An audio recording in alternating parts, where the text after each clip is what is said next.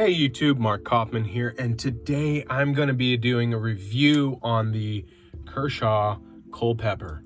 Now, this knife was generously donated by Jason at NebuCloud, and if you haven't already, go search up his channel, and he's got great videos on the way. So thank you again, Jason, for this loaner, and thank you guys so much for checking out my channel. Let's get into this knife.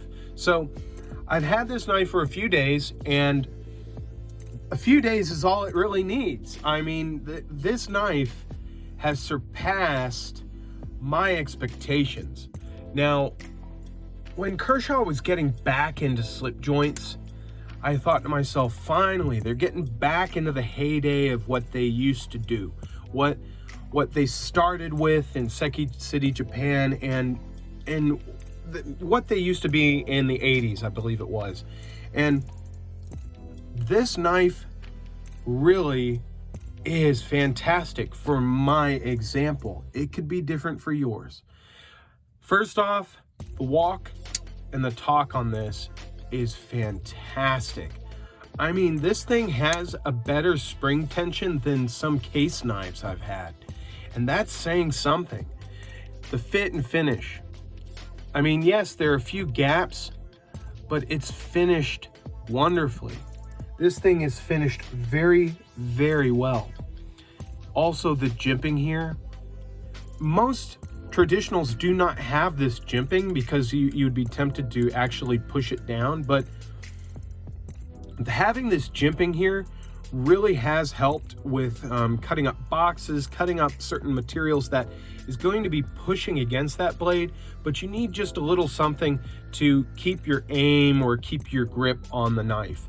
And this jimping is not harsh, but it's also not horribly, I guess the word would be weak.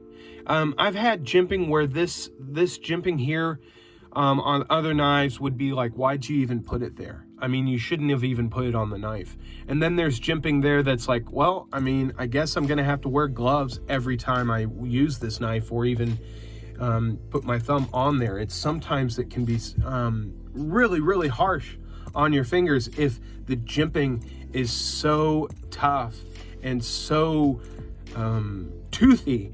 It defeats the purpose, I think, sometimes. The other thing I really appreciate is a decent sharpening choil. Now, yes, for a $25 knife, your sharpening job isn't the best, nor is it the most even. Gets real deep over here, not as deep over there. Over here, it's real deep here, real nice over here, and then rounds it off just a little bit. I mean, yeah, the sharpening on these are not going to be the best, but they are going to be usable. And since this is a 7CR class steel, this steel is going to be very easy to resharpen and also easy to strop up. Now, the other thing I really, really like are these G10 handles. Now, these are either G10 or micarta, but they feel like G10. And these G10 handles are fantastic. If they're micarta, correct me below. You guys do your thing. But for me, I'm gonna say these are G10, and they're really beautiful. The layering in there is beautiful. The polishing is fantastic. None of the pins stand up.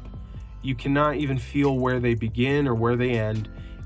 Really, really nice. The other thing I appreciate about this knife is the length of the handle. You can get a full 4-fingered grip on this knife, and it's really, really nice. You can do a lot of work with this knife.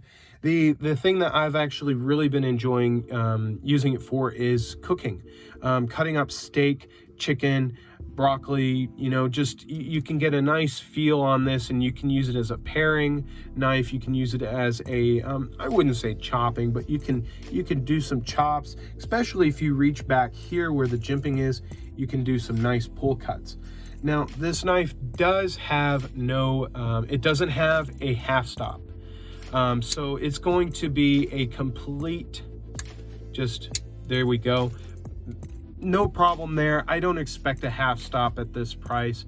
And personally, you know, if you're using the knife right, it's not going to close on you.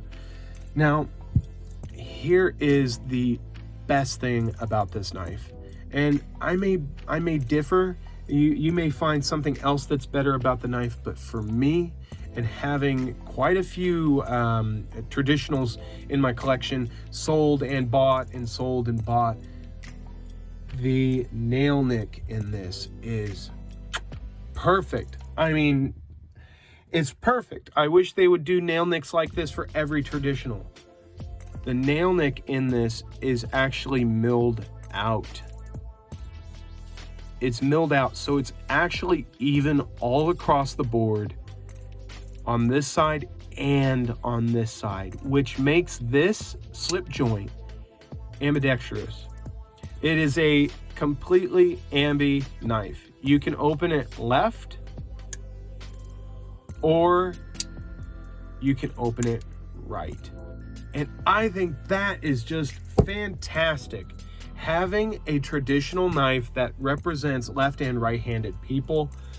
For the longest time, you were a righty, and if you weren't, you were a lefty and you're opening it this way. Now, I mean, there's no problem opening the knife that way, but you know, if you've got a preference to open it this way, or if you've got a preference to open it this way, you can do it. You can do it either way. And I think that's really cool, and it's very interesting to see that there's enough stock on this to do something like that, because this is not a thick blade. This is not thick at all. I didn't measure it, but this is pretty thin. Now the grind on this is not as thin as I would have liked it, but they've got to have a little bit of something for the nail nick. So really, bravo to Kershaw for a great knife. I know that they make 2 other models in this class, but if I had to buy one of them, it would be the Culpepper. This thing is fantastic, and it really is beautiful. So that is my review of the Culpepper by Kershaw. If you guys like this review, let me know in the comments, and if you have one of these, let me know your experiences. Did I get the perfect one from Jason, or is this just the run of the mill? All of them are like this. I'd really like to know.